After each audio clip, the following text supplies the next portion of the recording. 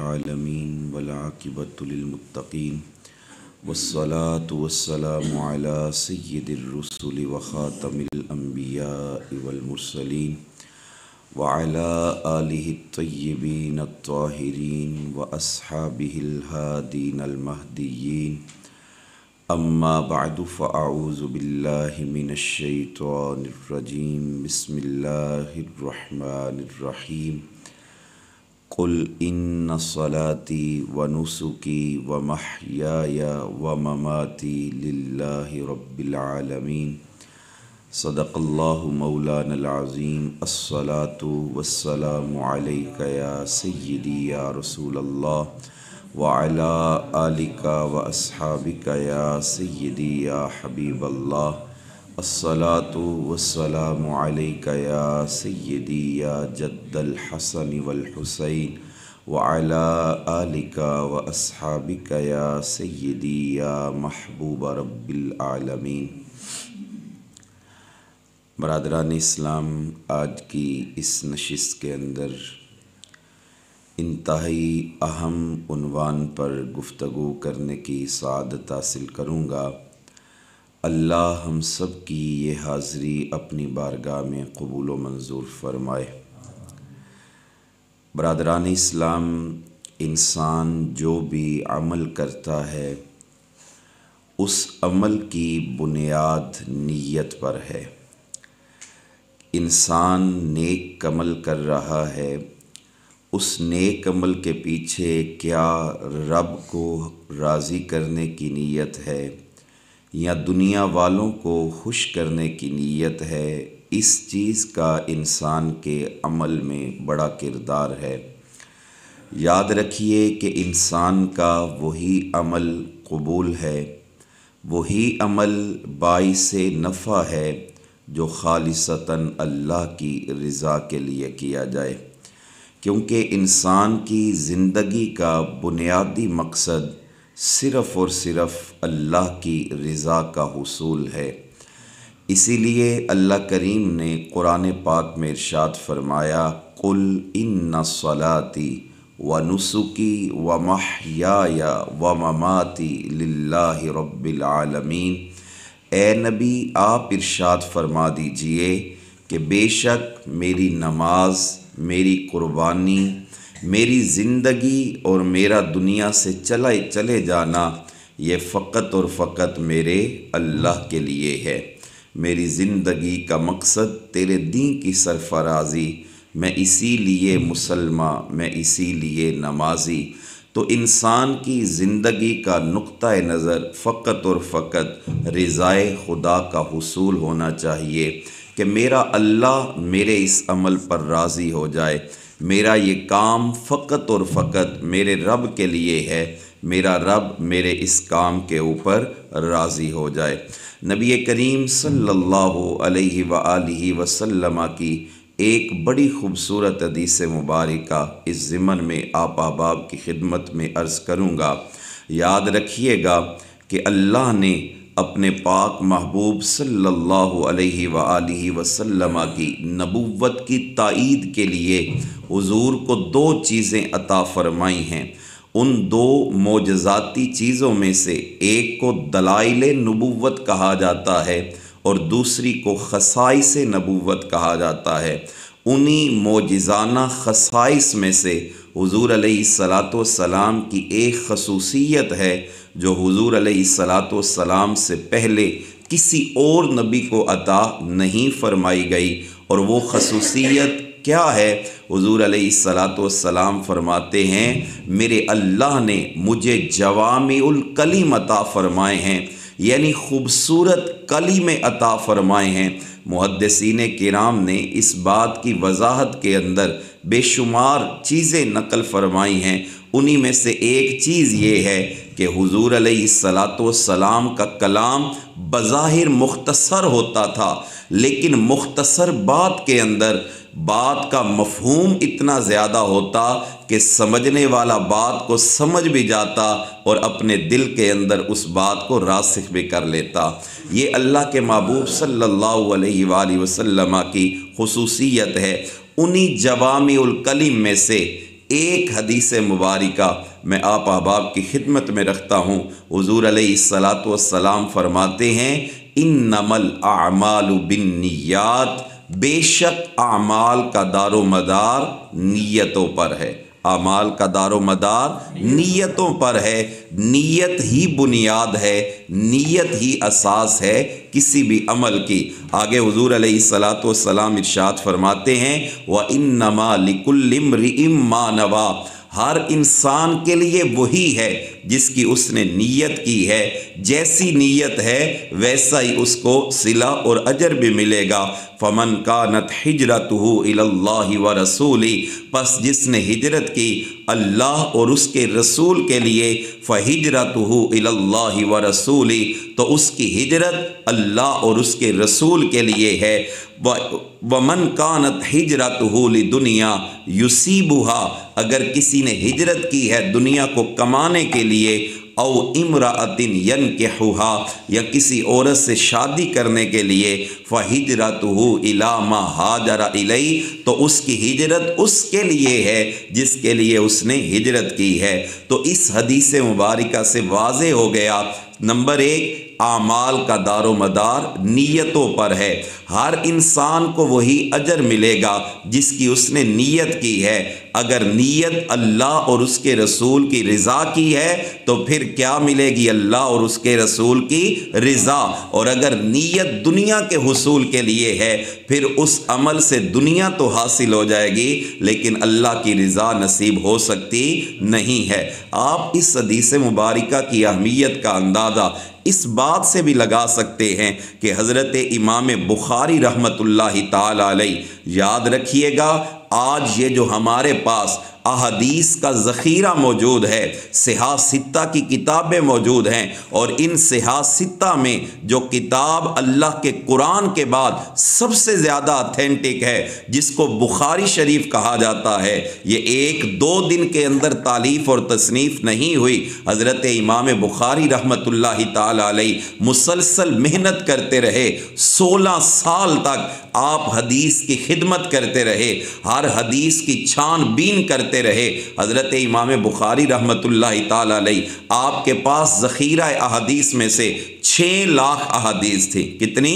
6 لاکھ۔ ان 6 لاکھ احادیث میں سے آپ نے اپنی صحیح کے اندر حضور علیہ الصلاۃ والسلام کے اقوال، آثار تابعین، آثار صحابہ اور جو تکرار والی روایتیں، اگر ان کو اکٹھا کیا جائے تو ان 6 لاکھ احادیث میں سے حضرت امام بخاری رحمۃ اللہ تعالی علیہ 9082 احادیث کو اپنی جامع کے اندر نقل فرما رہے ہیں۔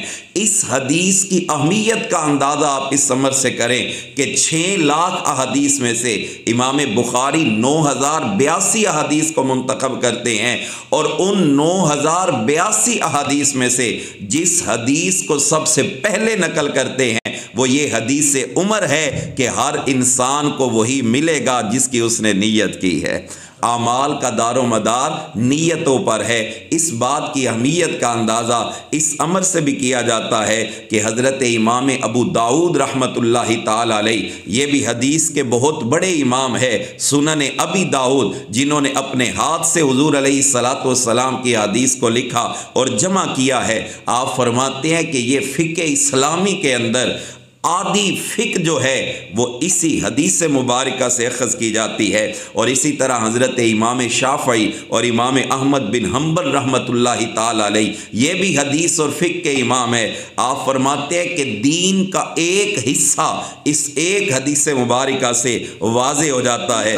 بلکہ میں پڑھ رہا تھا کہ ایک امام ہے جن کا نام امام عبد الرحمن بن مہدی ہے۔ آپ ارشاد فرماتے ہیں کہ اگر میں کئی ابواب پر مشتمل کوئی کتاب تصنیف کرتا، یہ حدیث اتنی اہمیت کی حامل ہے کہ اس حدیث مبارکہ کو میں ہر باب کے آغاز کے اندر نقل کرتا، تو دین کی اساس، دین کی بنیاد یہ حدیث بن جاتی ہے کہ انما الاعمال بالنیات، اعمال کا دار و مدار کس چیز پر ہے؟ نیتوں پر ہے۔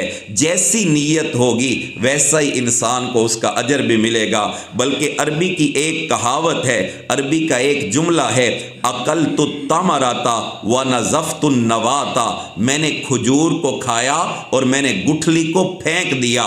النوات عربی کے اندر گٹھلی کو کہا جاتا ہے۔ اب آپ سارے سمجھدار بیٹھے ہیں، زمین میں جیسا دانہ بویا جاتا ہے ویسی اوپر فصل بھی ہوتی ہے، جیسی گٹھلی ہوگی درخت بھی ویسا ہی ہوگا۔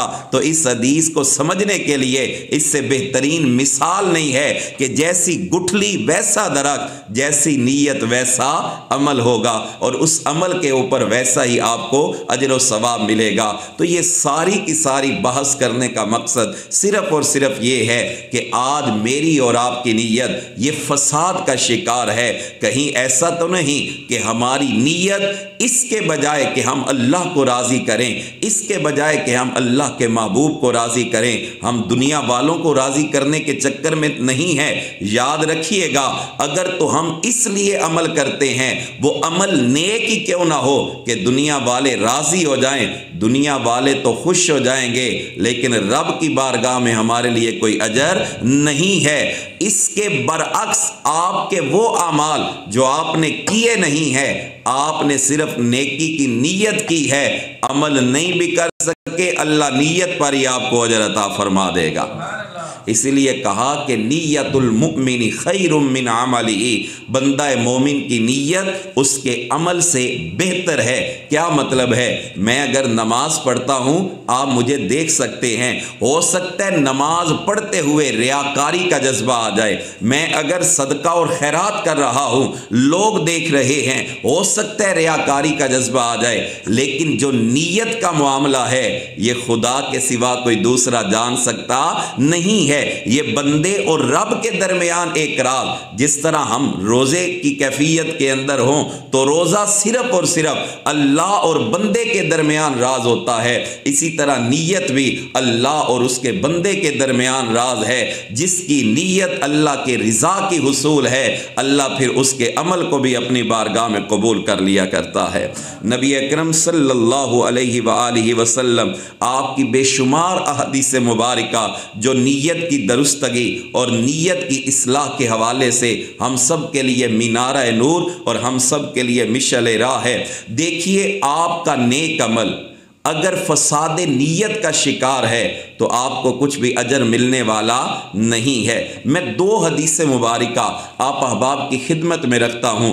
پہلی حدیث مبارکہ بڑی معروف ہے، اکثر علماء کرام اس حدیث مبارکہ کو بیان کرتے ہیں کہ 3 قسم کے لوگ قیامت کے دن اللہ کی بارگاہ میں پیش کیے جائیں گے۔ ان میں سے پہلا شہید ہوگا، دوسرا عالم ہوگا، قرآن کا قاری ہوگا، اور تیسرا سخی ہوگا۔ اللہ کریم شہید سے فرمائے گا، اے شہید، کیا میں نے تجھے اپنی نعمتیں عطا نہیں فرمائی؟ شہید اللہ کی ہر نعمت کا اقرار کرے گا۔ اللہ فرمائے گا، ٹھیک ہے، میری نعمتوں کو مانتا ہے، گردانتا ہے، بتا تو نے کیا کیا ہے؟ تو شہید اللہ کی بارگاہ میں عرض کرے گا، یا اللہ تو نے مجھے جان عطا فرمائی، مجھے جوانی عطا فرمائی، مجھے طاقت عطا فرمائی، مجھے زور عطا فرمایا۔ یا اللہ دیکھ، میں تیرے دین کی سربلندی کے لیے اپنی جان تک کا نذرانہ، جو سب سے قیمتی چیز تھی میرے پاس، یا اللہ تیرے لیے میں نے جان کا نذرانہ پیش کیا، شہید بن کے تیری بارگاہ میں آ گیا ہوں۔ تو اللہ فرمائے گا، میرے بندے نہیں، تیرا یہ عمل ٹھیک تو تھا، لیکن تو نے اس لیے شہادت کا منصب حاصل کیا کہ لوگ کہیں بہت بہادر تھا، لوگ کہیں کہ اس کی بہادری کے تذکرے یہ تھے، لوگ کہیں کہ دیکھو کتنا عظیم انسان ہے جس نے اپنی زندگی اپنے رب کے نام وقف کر دی ہے، لہٰذا لوگوں نے تمہاری تحسین کر دی، اب میری بارگاہ میں تمہارے لیے کچھ اجر نہیں ہے۔ دوسرے نمبر پہ قرآن کا قاری یا دین کا عالم آئے گا۔ اللہ فرمائے گا، تو نے کیسے زندگی گزاری ہے؟ عرض کرے گا، یا اللہ تیرا دین پڑھتے پڑھاتے، قرآن کی تلاوت کرتے کرواتے زندگی گزری ہے۔ اللہ فرمائے گا، اس کو بھی جہنم کی طرف لے جاؤ۔ یا اللہ وجہ کیا ہے؟ فرمائے گا، تیرا عمل نیت کے فساد کی وجہ سے خرابی کا باعث بن گیا ہے، اس تیرے عمل کا تجھے فائدہ نہیں ہے۔ اسی طرح سخی کو بھی اللہ کے حضور میں پیش کیا جائے گا، اللہ فرمائے گا اس کو بھی جہنم میں لے جاؤ، کیونکہ یہ سخاوت دنیا والوں کو دکھانے کے لیے کرتا تھا، دنیا والوں سے واہ واہ کروانے کے لیے کرتا تھا۔ آج میری بارگاہ کے اندر اس کا کوئی حصہ اور کوئی نصیب نہیں ہے۔ اب برادران اسلام ایک لمحے کے لیے توقف کیجئے، شہید ہونا یہ کتنا بڑا اجر ہے۔ اللہ کے محبوب صلی اللہ علیہ وآلہ وسلم فرماتے ہیں کہ جب شہید کے خون کا پہلا قطرہ زمین کی طرف بڑھتا ہے، زمین پر گرنے سے پہلے اللہ اس کے گناہوں کو معاف فرما دیتا ہے۔ لیکن اتنی بڑی سعادت کے باوجود اگر نیت میں بگاڑ ہے تو یہ عمل بھی قبول، بولیے یہ عمل بھی قبول نہیں ہے۔ دوسرے نمبر پہ دین کا علم پڑھنا پڑھانا، قرآن کی تلاوت کرنا کروانا، قرآن سیکھنا اور دوسروں کو سکھانا یہ کوئی عام عمل نہیں ہے، لیکن اگر اس عمل میں بھی بگاڑ آ جائے، نیت میں بگاڑ آ جائے تو یہ عمل بھی اللہ کی بارگاہ میں قبول نہیں ہے۔ پھر سخاوت کرنا کتنا بڑا عمل ہے لیکن یہ بھی قبول نہیں ہے، کس لیے کہ نیت کا قبلہ درست نہیں ہے۔ اب اس کے پیرالل میں آپ کو ایک اور حدیث مبارکہ سناتا ہوں، بڑی ایمان افروز حدیث مبارکہ ہے جس سے نیت کی اہمیت واضح ہوتی ہے۔ اللہ کے محبوب صلی اللہ علیہ وآلہ وسلم فرماتے ہیں قیامت کا دن آئے گا، ایک بندہ اللہ کی بارگاہ میں آئے گا، اللہ فرمائے گا اس کا نامہ اعمال اس کے دائیں ہاتھ میں دے دو۔ نامہ اعمال کہاں دے دو؟ دائیں ہاتھ۔ اور آپ جانتے ہیں کہ قیامت والے دن جس کے دائیں ہاتھ میں نامہ اعمال ہوگا وہ بندہ کامیاب ہوگا، وہ بندہ فلاح پا جائے گا۔ اللہ فرمائے گا اس کا نامہ اعمال دائیں ہاتھ میں دے دو۔ اب وہ بندہ جب نامہ اعمال دیکھے گا، اس نامہ اعمال میں حج کا ثواب بھی لکھا ہوگا، عمروں کا ثواب بھی لکھا ہوگا، صدقات کا ثواب بھی لکھا ہوگا، عبادات کا ثواب بھی لکھا ہوگا۔ وہ نامہ اعمال کو دیکھے گا، پڑھے گا، حیران ہوگا، اللہ کی بارگاہ میں عرض کرے گا یا اللہ کیا یہ نامہ اعمال میرا ہی ہے؟ اللہ فرمائے گا ہاں ہاں تیرا ہی ہے۔ عرض کرے گا یا اللہ میں نے اپنی زندگی میں حج تو نہیں کیا، میں اپنی زندگی میں بہت زیادہ عبادت تو نہیں کر سکا، میں اپنی زندگی کے اندر عمرے تو نہیں کر سکا، یہ جو نیکی کے کام لکھے ہوئے ہیں یا اللہ میں اتنے تو نہیں کر سکا۔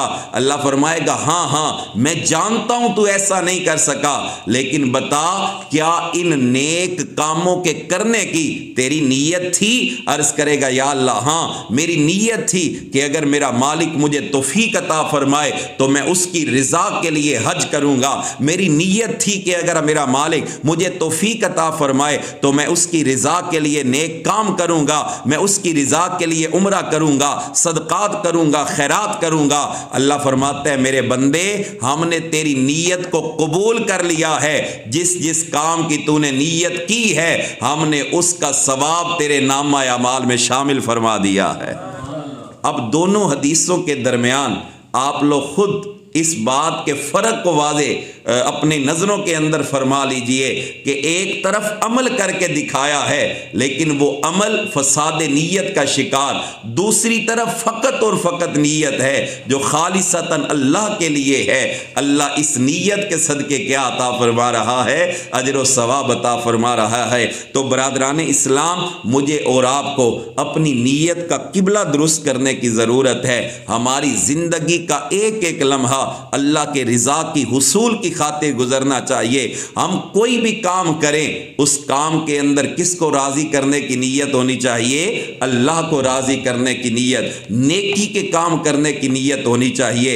یہ نیکی کے کام کرنے کی نیت کا فائدہ یہ ہوگا اگر تو آپ عمل کر لیں گے اللہ 10 گنا اجر عطا فرمائے گا، اور اگر عمل نہیں کر سکے تو ایک نیت کا اجر تو اللہ عطا فرمائے گا۔ غزوہ تبوک کے اندر نا کچھ صحابہ کرام پیچھے رہ گئے، اللہ کے محبوب صلی اللہ علیہ وآلہ وسلم آپ واپس لوٹے تو حضور علیہ السلام نے فرمایا یہ جو پیچھے رہ گئے تھے ثواب میں یہ بھی ان جیسے ہیں جنہوں نے جا کے تبوک کے مقام پر جہاد کیا ہے، جو جہاد میں شریک ہوئے ہیں، ان گھر بیٹھے ہوئوں کو بھی ان جیسا ثواب ملے گا۔ عرض کی یا رسول اللہ ہم تو گئے جہاد کرنے کے لیے، گھر بار چھوڑا، پھر ثواب ملا، بات سمجھ میں آتی ہے۔ اللہ کے محبوب یہ تو گھر بیٹھے رہے ہیں۔ حضور فرماتے ہیں گھر بیٹھے تھے لیکن ان کی نیت تھی کہ اگر اللہ کی توفیق ہوتی ہم بھی جاتے، انہیں عذروں نے روکے رکھا ہے،